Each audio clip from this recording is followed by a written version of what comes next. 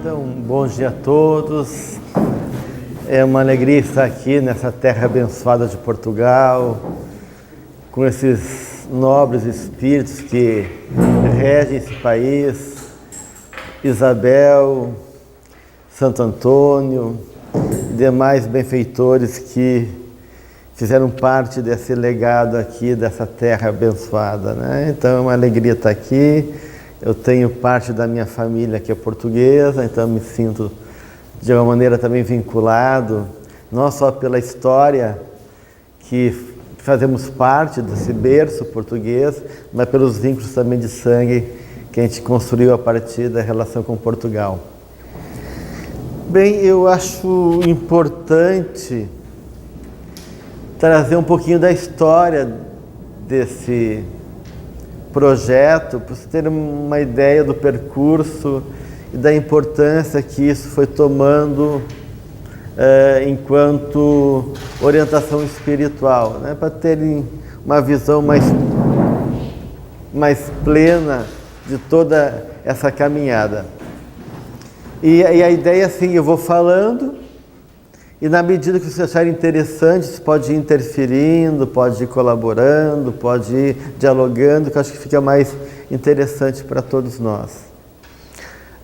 Nós, esse ano, completamos 20 anos de curso da série psicológica lá no Brasil, que iniciou conosco na AME Rio Grande do Sul, que quando a gente fundou a AME Rio Grande do Sul, tinha muito poucos médicos. A maioria das pessoas não eram médicas, tinha mais psicólogos, inclusive, que médicos. Naquela ideia que o Bezerra já tinha avisado pelo Chico que os médicos seriam os últimos a chegar, pela resistência, né, em função de questões racionais e científicas.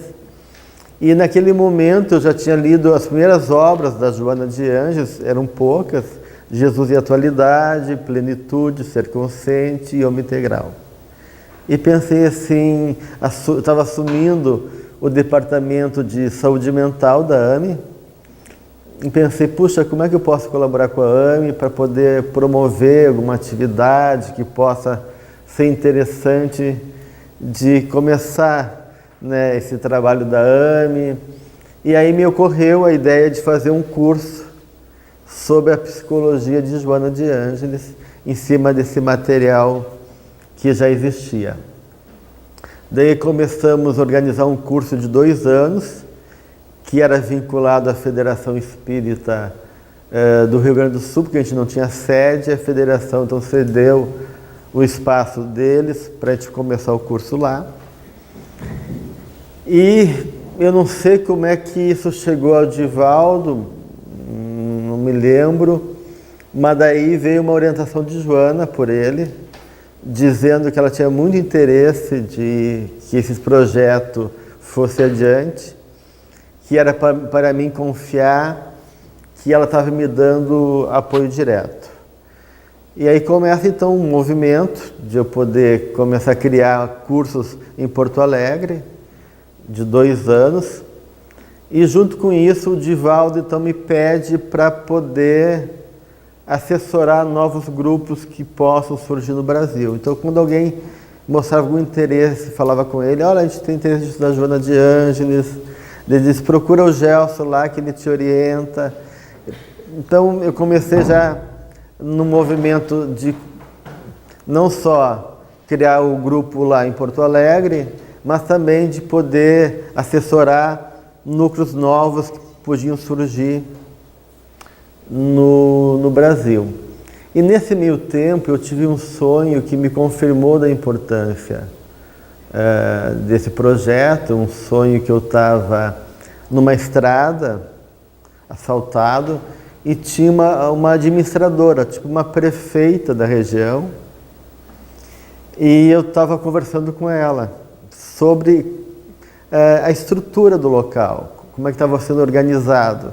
E tinha uma estrada secundária, pequenininha, que entrava e dava numa cidade mais em cima, um morro, e eu dizia para essa mulher, olha, esse lugar tem que ser descoberto.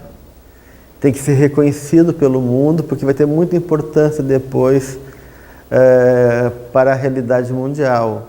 Então tem que abrir botar uma plaquinha, uma placa indicativa e abrir um pouco, tinha muito mato ali que cobria, então era difícil de perceber o acesso para aquela estrada.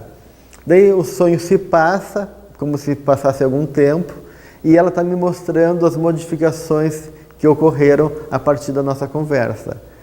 Daí a gente passa de novo pelaquela entrada, está ampliada, ela abriu assim, bem bonita, uma parte verde assim, e ela estaciona o carro e vai me mostrar. Então olha como foi feito, né?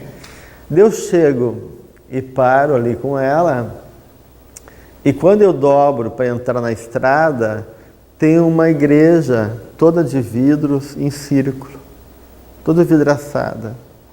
E é muito lindo, porque entra a luz da natureza e dá para ver todo o fundo da vegetação. Então isso cria um ambiente muito nobre, espiritualmente elevado. E quando eu entro na igreja, tem uma imagem enorme, é um pé direito alto, uma imagem enorme de São Francisco. Só ele ali. A igreja, ele lá no fundo. Daí eu vou chegando cada vez mais perto. Mais perto, mais perto. E na medida que eu chego mais perto, eu vou me emocionando com a imagem dele, aquela imagem vai se tornando humana. E aí quando eu vejo o São Francisco ali, e ele me abraça, naquele momento ele me dá um abraço, como se estivesse me dando um apoio, um carinho, uma atenção. E foi uma das emoções mais fortes que eu já tive da minha vida, porque o amor que eu senti, me sentindo numa plenitude, em comunhão com a natureza, com o universo, algo assim que é difícil de descrever. Fiquei uma semana com essa sensação assim, né, de bem-estar, de elevação. E aí, quando eu acordo do sonho, eu já tenho um insight de que essa cidadezinha é o projeto da Joana de Ângeles, e que realmente havia um interesse de Joana e de São Francisco, porque nada que ela faça sem autorização de São Francisco. Tudo, todo o projeto dela passa por ele. Então, naquele momento, eu senti que realmente tinha algo muito importante ali, né? Apesar da nossa limitação em pequenez, eles se utilizam dos recursos que a gente tem para poder promover projetos da qual eles acham importante. E aí começa um movimento natural, espontâneo, as coisas vão acontecendo naturalmente, pessoas contatando comigo, tem o Marlon de Curitiba.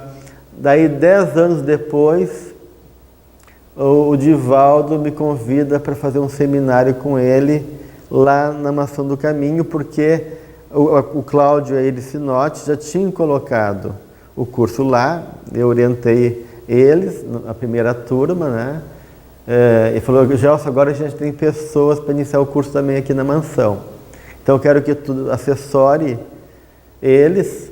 E aí no final da primeira turma deles, eu tive lá para encerrar, então, fazer o fechamento do curso e fazer esse seminário junto com o Divaldo. E a partir disso, então, a gente criou um núcleo de estudos da série psicológica, que era eu, o Cláudio, a Iris e o Marlon de Curitiba. E aí começou novos projetos. O projeto escreveu Refletindo a Alma e Os Espelhos da Alma, que, como as pessoas achavam muito difícil a leitura de Joana de Ângeles, a gente propôs para a Joana, então, trabalhar alguns conceitos básicos para poder as pessoas assimilar melhor esses elementos básicos, para poder ler ela com mais tranquilidade, né, com mais facilidade. E ela concordou. Então, cada um de nós ficou com 2 capítulos. Ela introduzia cada parte.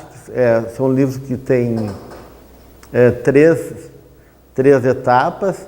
e no final a gente fez uma série de perguntas que ela respondeu através da psicografia de Divaldo, perguntas de cunho psicológico. O segundo livro ela já está mais, talvez ela se empolgou também com o projeto, então ela escreve alguns capítulos também, né? E esses dois livros, então, acabam sendo livros complementares à série psicológica e, de igual maneira, ajudar, então, a poder introduzir conceitos que depois a Joana vai usar bastante no projeto dela, mas que ela não explica muito, porque ela vai falando, né? Ela, claro, faz comentário, faz um entendimento, mas como são conceitos muito difíceis, então foi necessário a gente poder digerir um pouquinho esse material para facilitar ao público depois o contato com a série psicológica. Esse curso começou com 2 anos, mas como Joana foi escrevendo, né? Abarcando 16 volumes, então esse curso lá em Porto Alegre, no Brasil, já é feito em 5 anos. Né? 1 ano introdutório e mais 4 anos para o eixo temático. Conflito existencial, autodescobrimento, Jesus e a luz da psicologia profunda, relacionamento, conflitos existenciais, qual é que está faltando? Autodescobrimento, relacionamento, Jesus, autodescobrimento e conflitos existenciais. Oi? Oi? Não é por livro, é por temas. Tá? A gente tem temas, eixos temáticos, e aí a gente vai pegando em todos os livros dela os elementos que têm a ver com aquele tema.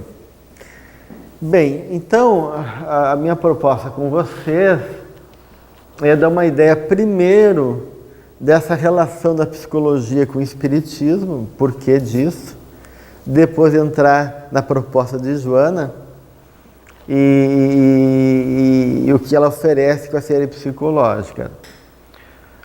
A gente criou na AME Brasil o núcleo de psicologia e espiritismo ligado ao Departamento de Saúde Mental da AME Brasil, aonde justamente esse núcleo é poder estabelecer essas interfaces e criar projetos ligados a uma psicologia de cunho espírita, né?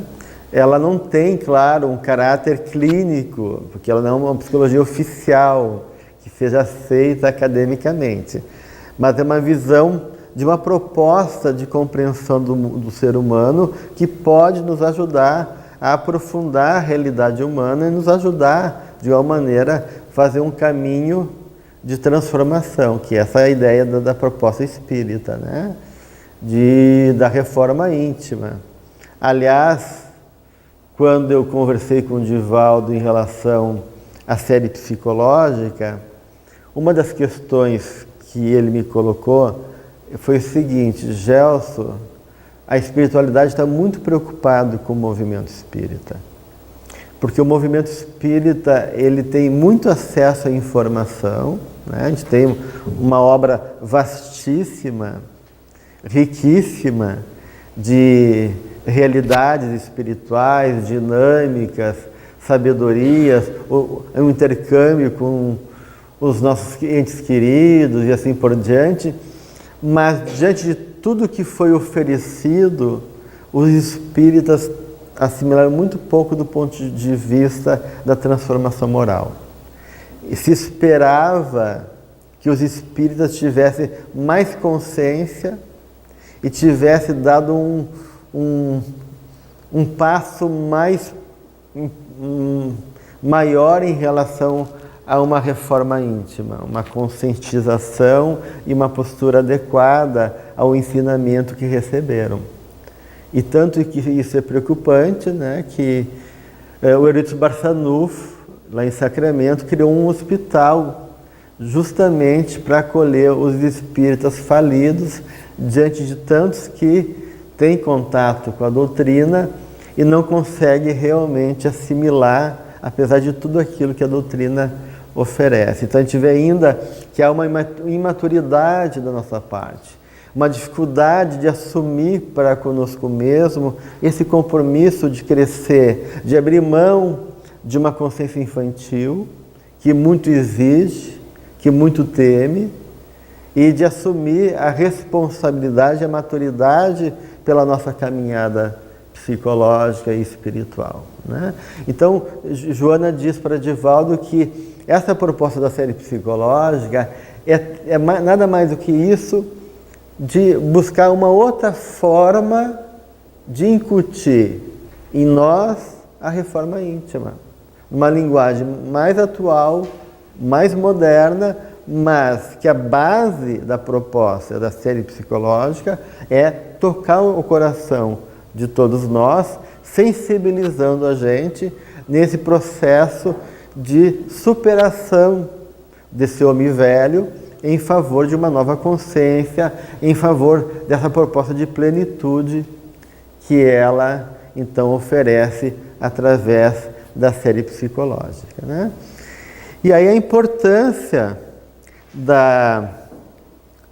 dessa relação então da psicologia com o espiritismo, né? Existe vários, hoje em dia, a nível de pesquisa em psicologia, já existe uma abertura muito grande da psicologia com espiritualidade, né? Temos alguns autores, esse Culliford, Murray e Venter, que eles colocam já que em cada ser humano parece haver uma dimensão espiritual, uma qualidade que vai além da filiação religiosa, que se esforça em busca de inspiração, reverência, admiração, significado e finalidade, mesmo naqueles que não acreditam em Deus.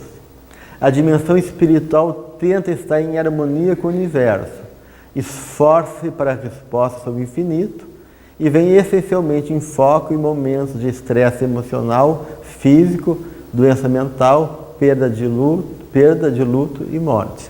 Então, assim, a psicologia começa como uma ciência da mente, na origem da sua proposta, depois ela vai perdendo terreno e deixa de ser uma ciência da mente e passa a ser uma ciência do comportamento. E isso, do ponto de vista estratégico, muda muito. Porque enquanto uma psicologia onde a base é a mente, a ideia de espírito, a ideia de alma, a ideia de uma realidade que não é física, estava mais inserido na concepção da psicologia. Na medida que a psicologia deixa de ser uma psicologia baseada em concepções de mente e começa a ser baseada em relações de comportamento, ela se aproxima mais da biologia e a medicina. E aí o comportamento humano, mais do que uma expressão da mente, da alma, começa a ser reflexo de condicionamentos e de processos químicos. E a ideia, então, de alma e de mente vai perdendo terreno. Então, isso foi cada vez mais se apresentando enquanto academia, né? Então, hoje em dia, nas academias de psicologia, a gente tem a psicologia cognitiva comportamental e outras psicologias que são estritamente materialistas, apesar de ver correntes que reconhecem a dimensão espiritual do ser humano, como a psicologia do Jung, como a logoterapia, como a Gestalt, e mesmo a comportamental, algumas áreas já têm também um espaço para a espiritualidade. Então, atualmente, a psicologia no mundo começa a resgatar a ideia de espiritualidade, porque existe muita pesquisa agora com espiritualidade. Então, o Conselho de Psicologia, por exemplo, no Brasil, ele permite que tu trabalhe a espiritualidade do paciente. O que ele não permite é que trabalhe religião. Então, religião não, porque religião daí tu está fazendo proselitismo, tu não pode colocar a tua crença para o paciente, então tu não pode falar em religião, mas em espiritualidade, porque isso é uma proposta da Organização Mundial da Saúde, que vê a espiritualidade como um dos elementos da saúde humana. Então a psicologia está agora muito aberta à espiritualidade e começa a haver uma pesquisa muito séria naquilo que a gente chama de experiências anômalas, que é uma coisa que está voltando, existe até em português, não sei aqui em Portugal se tem esse livro, a variedade de experiências anômalas, que é um livro que ele reúne todas as pesquisas mais importantes no mundo inteiro em experiências anômalas. E o que são experiências anômalas? São experiências que fogem ao aspecto da normalidade, mas que não é patológico. Aí entra cura espiritual, entra experiência de quase morte, sonhos premonitórios, telepatia, processo que envolve abdução por extraterrestres, experiências de estados alterados de consciência, que te coloca em experiências de contatos com seres mortos. Tudo isso está sendo levado a sério naquilo que a gente chama de experiências anômalas. No Brasil tem várias pesquisas, na universidade, vários laboratórios de experiências anômalas ou anomalísticas. Nós, inclusive, em Porto Alegre, temos uma pesquisa entre a PUC, que é a Pontifícia Universidade Católica, da PUC, junto com a Associação Junguiana do Brasil e a Pacífica nos Estados Unidos. A gente está fazendo uma pesquisa sobre a visão junguiana das experiências anômalas. Então a gente está vendo todo um movimento acontecendo aí de abertura, mas são assim, são pesquisas muito sérias, mas que infelizmente encontram resistência na academia, porque os professores que são mais fechados, né? E o corpo docente que está na universidade, ele primam por uma ideologia deles própria, então de uma maneira eles tentam barrar e se fechar a esses dados científicos aí bastante importantes que estão acontecendo, mas é uma grande abertura que já está havendo aí no mundo inteiro, tem pesquisadores excelentes e esse livro dá uma ideia bem interessante desse processo, tá? Variedade das experiências anômalas, do Canheda. Variedades das experiências anômalas. Tem em português lá por uma editora brasileira, não sei se aqui tem, né? São vários autores, mas o organizador é Canheda, C-A-N-T-E-D-A.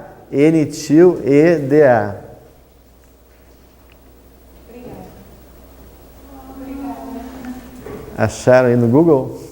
O Google é maravilhoso, né? Bem, é um livro excelente, assim, para quem quer ter contato com essas novas pesquisas, né? E aí vamos já fazer uma relação entre a proposta espírita com a psicologia. O Herculano Pires, no livro O Espírito e o Tempo, ele já nos traz pesquisa dos fenômenos mediúnicos que foi desenvolvido por Kardec na parte psicológica, embora o interesse do mundo fosse fenômenos físicos. Isso porque a prioridade de Kardec era os problemas de natureza humana. Considerava que os fenômenos físicos eram de origem possivelmente energética, produzidos por indução de correntes elétricas das pessoas ou de efeitos desconhecidos da lei da gravidade. A seguir, relacionou o psiquismo dos médiuns, essas forças, investiu numa metodologia de pesquisa que relacionava fatores da dimensão dos espíritos com o psiquismo dos médiuns, em fatores anímicos e psicológicos. recusou-se a fazer pesquisas físicas e classificou sua pesquisa como psicológicas. Então, Kardec já entendia que as pesquisas em mediunidade, ela era de base psíquica, né? Tanto do ponto de vista da dimensão dos médiuns, como das realidades que se manifestavam, que eram os espíritos, né? Que são psiquismos também, né? Mentes interagindo conosco. Então, ele já propunha, o Kardec, que a pesquisa dele era de caráter psicológico, né? Então, a gente já tem, na origem da proposta kardeciana, e o livro e a revista Espírita, ela é chamada Revista de Estudos Psicológicos. Então, a gente vê assim que a proposta dele é de reconhecer a psicologia como esse estudo da alma, resgatando a etimologia da palavra psicologia, né? Psique é alma, logos, a reflexão, o estudo da alma. Então, Kardec, ele recupera essa visão primeira do surgimento da psicologia, a psicologia como um estudo da mente. E essa mente não como um fenômeno químico do cérebro, mas como tendo uma autonomia própria, né? Então, a gente considera a pesquisa de Kardec como uma investigação dos processos de significação humanos. Isso estabelece uma relação entre a psicologia e o espiritismo. Então, quando Kardec propõe entender essas relações que são investigadas e como o psiquismo humano, né, se abre e se comporta a partir de influência de outros psiquismos humanos, mesmo desencarnados, ele está fazendo uma relação entre psicologia e espiritismo. Então a gente já vê essa relação direta aí entre uma realidade e outra. E aí a gente vê na Revista Espírita, aqui tem uma imagem de uma edição da Revista Espírita, no periódico mensal Revista Espírita, Jornal de Estudos Psicológicos. Ela já vem como esse subtítulo, revelando que a Revista Espírita é um jornal de estudos psicológicos. Circulou a primeira vez em Paris, no dia 1º de 1858, e foi publicado sob a responsabilidade de Kardec até a sua desencarnação, ocorrido em 31 de março de 1869, passando a partir de então a ser administrada pelos seus continuadores até os nossos dias. E aí está lá a proposta, né? Aqui está ali, Revista Espírita, Estudos, Jornal de Estudos Psicológicos, e aqui diz o seguinte: contém um relato das manifestações materiais ou inteligentes dos espíritos, aparições, evocações, etc., bem como todas as notícias relativas ao espiritismo. O ensino dos espíritos sobre as coisas do mundo visível e do invisível, sobre as ciências, a moral, a imortalidade da alma, a natureza do homem e seu futuro. A história do espiritismo na antiguidade, suas relações com o magnetismo e com o sonambulismo.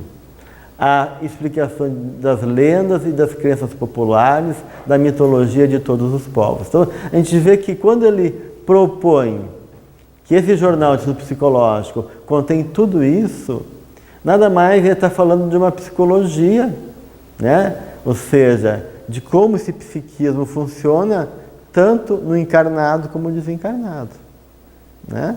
Mas isso é psicologia. E aí a gente vai ver na página 27, na Revista Espírita de janeiro de 58, a seguinte passagem: como se vê, nosso quadro compreende tudo quanto se liga ao conhecimento da parte metafísica do homem.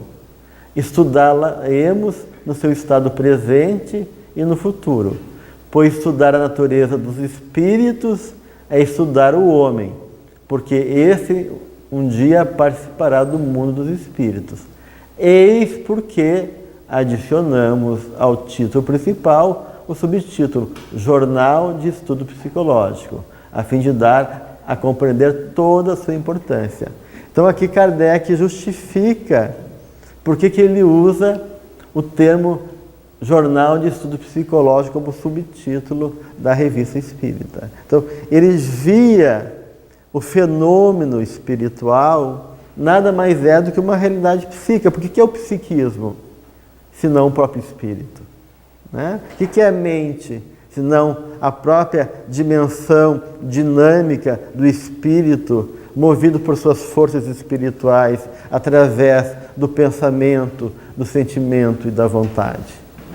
Então, quando a gente trabalha noções psicológicas como vontade, como sentimentos e como pensamento, está trabalhando com força do espírito. E isso é psicologia. Então, aí a gente tem essa relação direta do espiritismo com a psicologia. Naquela época de Kardec, a gente também já tinha muitas pesquisas entre espiritismo e psicologia. O Gabriel Delany, em 1883, com o livro Espiritismo perante a Ciência, ele trata da sugestão de realizações pós-hipnótica, postula a extrema necessidade de investigar-se acuradamente a zona mental dita inconsciente.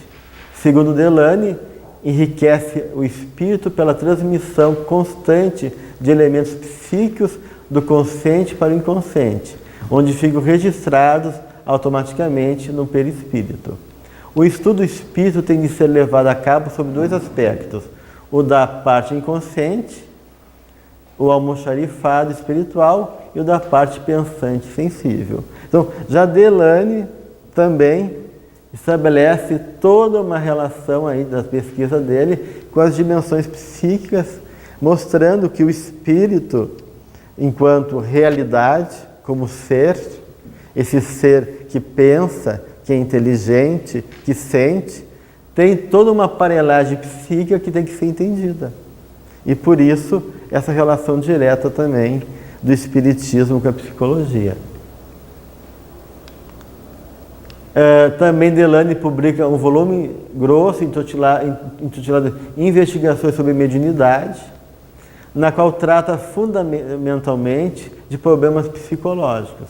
Nessa obra, a noção de inconsciente ocupa um lugar destacado, e Freud apenas começava a publicar suas extensas contribuições. Quer dizer, antes mesmo de Freud, Delany já trazia a ideia de inconsciente, que o conceito de inconsciente não é do Freud, ele começa na filosofia, e Freud vai sistematizar esse conceito, mas ele é anterior a Freud. E Delany já trazia a necessidade de estudar inconsciente, porque ele via aí todos os processos anímicos, todos os processos que envolvem o intercâmbio com os espíritos, e aí toda a pesquisa dele também fazendo essa relação entre o espiritismo e a psicologia. Ernesto Bozano, no seu livro intitulado Pensamento e Vontade, que é editado pela FEB, refere-se repetidas vezes à força plástica e organizadora inerente ao pensamento. Então ele via também a importância disso no processo de entender a dinâmica psíquica para entender a realidade do espírito. André Luiz, em O Brilho da Vida Eterna, No Mundo Maior, Entre a Terra e o Céu, fala sobre Freud e sua obra, bem como as correções que propõe. Então, nesses estudos de André Luiz, tem alguns capítulos que ele vai falar sobre a teoria freudiana e os equívocos, o que é certo, o que é equivocado, enquanto a compreensão que Freud trouxe em relação às ideias dele sobre o comportamento e o psiquismo humano. Então, tu vê que o próprio André Luiz também se ocupa de entender isso. E por quê, né, gente? Porque quando a gente estuda o espírito, a gente está estudando realmente a mente. Né? Quando Kardec fala que o pensamento se confunde com o espírito, né? E que a nossa mente, como força de manifestação do espírito, né?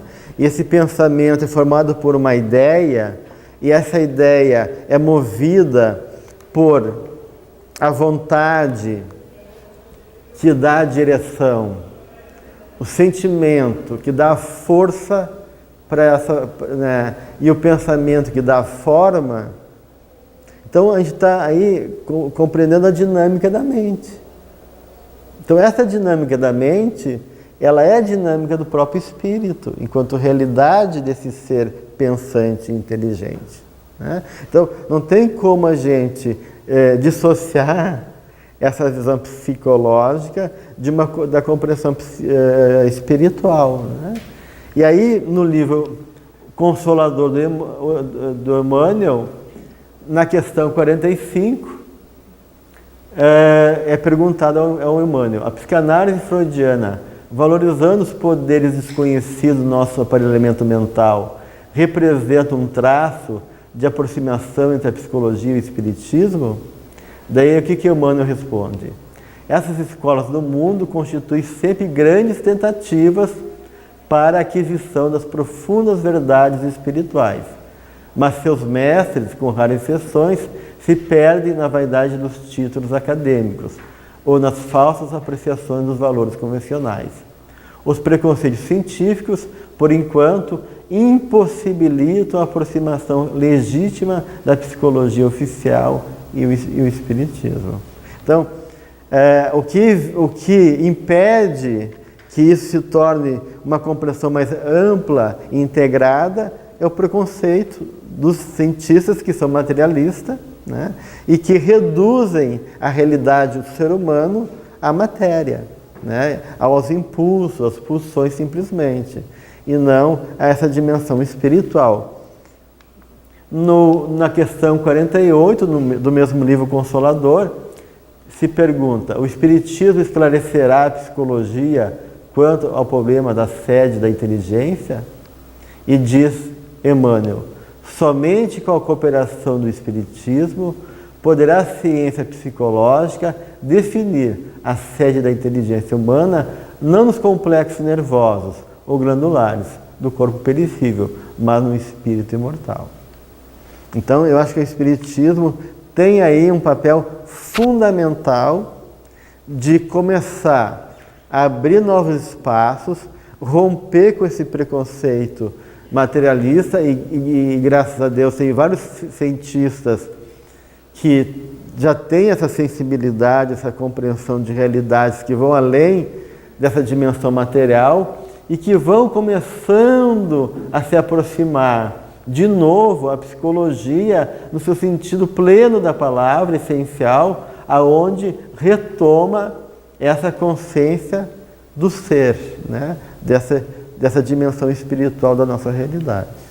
Então, eu acho que a psicologia do futuro aí é uma psicologia que, fatalmente, o próprio Jung diz dos escritos dele que, em algum momento, a física quântica e a psicologia vão chegar na mesma compreensão que é essa realidade espiritual, né? Então, de uma maneira, eu acho que não tem como evitar isso. Por mais que a gente resista a fechar os olhos para a realidade espiritual, ela começa cada vez mais se apresentando e as pesquisas, as realidades estão demonstrando que mais cedo, mais tarde, essa realidade espiritual tem que ser reconhecida como uma dimensão essencial do ser humano.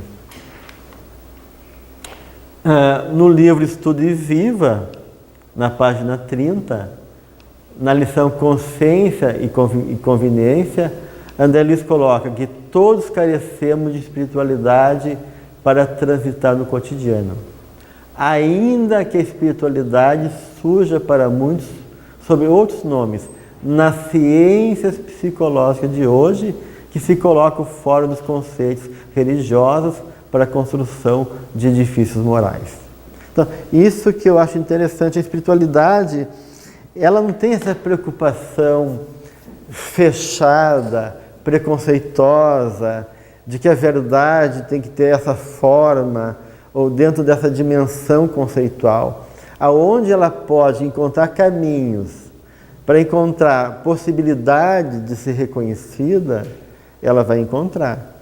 E hoje em dia, a psicologia, com outros nomes, está tocando no tema da espiritualidade, não dentro de uma linguagem religiosa.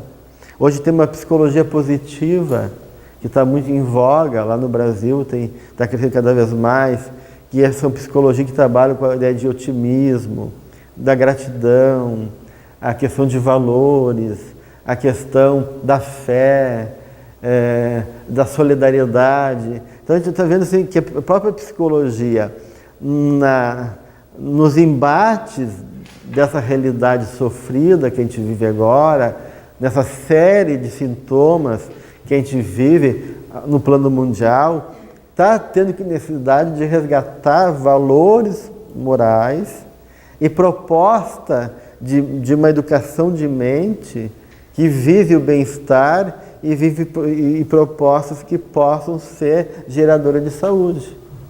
E que tem muito a ver com espiritualidade, mesmo não falando de religião, né?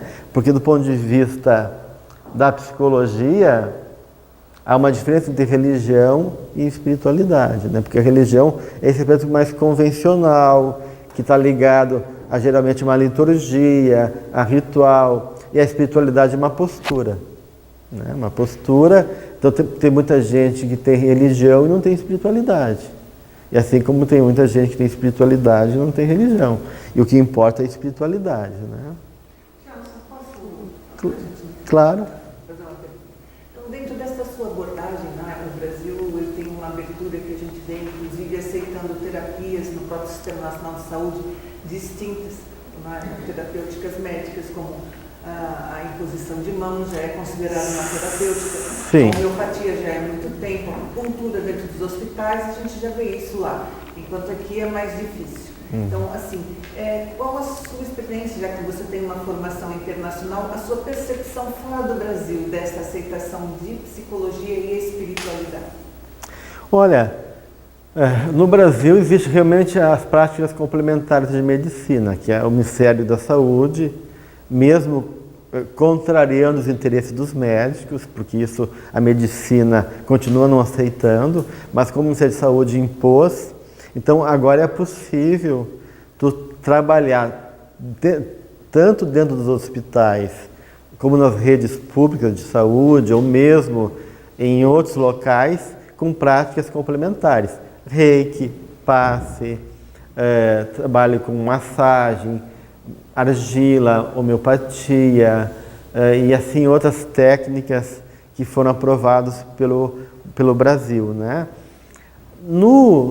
Nos Estados Unidos, porque a minha relação é mais com o universo junguiano, né? Eu vejo assim que na psicologia junguiana tem núcleos, não é todos junguianos, mas tem núcleos junguianos que têm essa preocupação de ser fiel à proposta do Jung, que ele dizia que a melhor resposta para o sofrimento humano era uma experiência religiosa autêntica. E ele dizia que a alma era naturalmente religiosa. Então, isso são palavras do próprio Jung. Então, tem muitos pensadores e terapeutas junguianos que fazem uma proposta integrada com espiritualidade. Tem o Kobrat, tem o Lanov nos Estados Unidos, tem vários, né, na Europa eu não conheço muitos aqui. Mas a própria psicologia cognitiva comportamental, que é uma psicologia mais dura, que veio dessa visão mais biológica, está se abrindo também para a espiritualidade. Tem técnicas budistas, a mindfulness, que é a técnica de meditação, de atenção concentrada, hoje em dia o que há de mais de pesquisa em termos de técnicas de meditação, e tem várias pesquisas abordando assim, essa técnica para estresse, para ansiedade, até para obesidade em criança, né? E aí a psicologia cognitiva comportamental, um ramo dela está se aproximando muito com ideias que o próprio Jung já trazia, como o trabalho com a imaginação, o trabalho com as emoções e o trabalho com valores. Então, a psicologia comportamental, cognitiva, ela avançou muito também e já tem, assim, interfaces que trabalham com a psicologia positiva e com a ideia da psicologia junguiana. Mas são, assim, digamos assim, coisas de vanguarda. Na academia não chegou ainda, né? As pessoas já estão buscando, já tem pesquisa, e também essas pesquisas de experiências anômalas no mundo inteiro, de pesquisadores excelentes em várias universidades importantes, que pesquisam experiências de quase morte, e que foi muito importante essas pesquisas de experiências anômalas para distinguir entre patologia, o que é anormal e não é patológico. Daí as experiências anômalas são experiências de cunho fantásticos que fogem ao que é comumente vivido, mas que talvez seja mais frequente do que a gente imagina, só que a gente não presta atenção, e que pode ser experiência de caráter muito transformadora e até de saudável, porque até há pouco tempo essa experiência era associada à patologia. A pessoa ouvia vozes, estava tendo um surto esquizofrênico.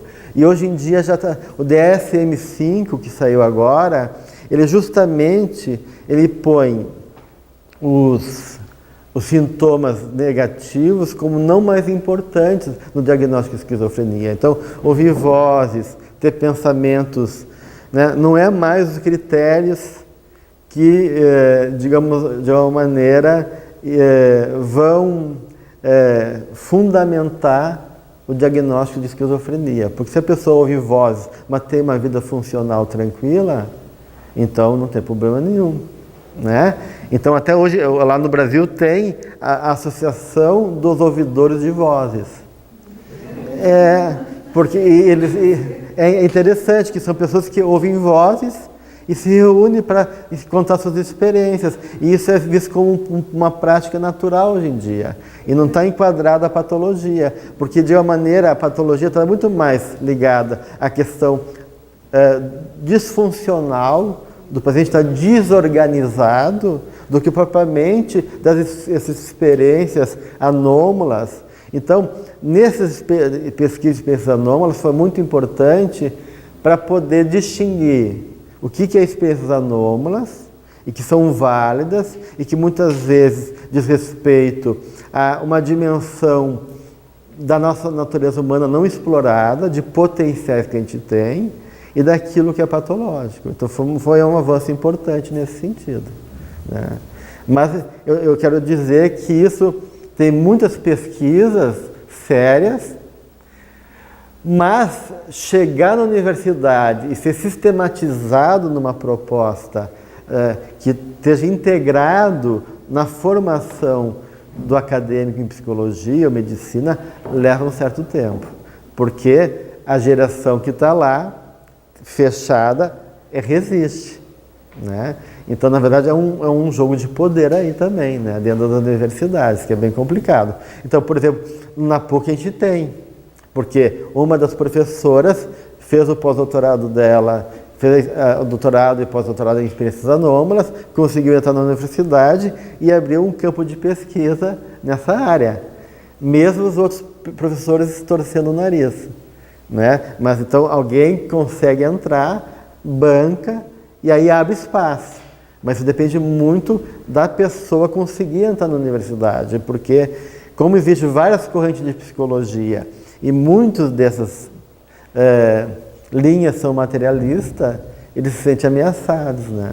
E aí eles realmente desqualificam, fazem resistência, mesmo que haja pesquisa profunda, séria, comprovada, eles não leem, não oferecem para os alunos não ficam conhecendo. Então, isso é uma dinâmica que envolve um jogo bastante forte de interesses aí, e por isso que esses processos são demorados para poder chegar a um senso comum, né? Mas há muitos avanços acontecendo. Por favor, essa associação dos ouvidores de voz, ela contempla também os esquizofrênicos ou ela é mais de cunho Sim, qualquer um. Você conhece o espiritismo ou... Não, que há uma tentativa de tirar o preconceito, mesmo esquizofrênico, de achar que ouvir vozes pode ser patológico. Mesmo eu sendo esquizofrênico, eu posso encarar essa dinâmica de ouvir vozes dentro de uma outra dimensão e aprender a lidar com isso. Então, na verdade, entra também pessoas que têm critérios de doença mental e tem pessoas que não têm critério de doença mental, mas não sabem lidar com isso. Então eles se reúnem, existem encontros, tipo assim, congressos dos ouvidores de voz. Então a gente não diz esquizofrênico, a gente não diz patologia, a gente diz ouvidores de vozes, né?